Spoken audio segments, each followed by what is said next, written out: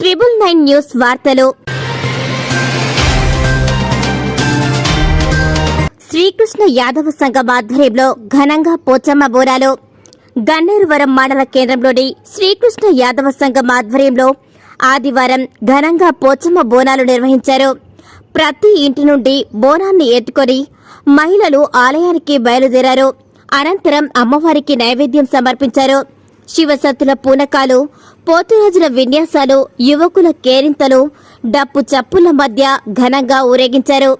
మహిళలు, పెద్దలు, చిన్నారులు ఆలయానికి చేరుకొని వర్షాలు బాగా కురవాలని, పాడి పంటలతో ఇంటిల్లి పాలిది సుఖ సంతోషాలతో ఉండాలని అమ్మవారికి నైవేద్యాన్ని సమర్పించారు. ఈ కార్యక్రమంలో శ్రీకృష్ణ యాదవ సంఘం నాయకులు, సభ్యులు, మహిళలు, చిన్నారులు పాల్గొన్నారు.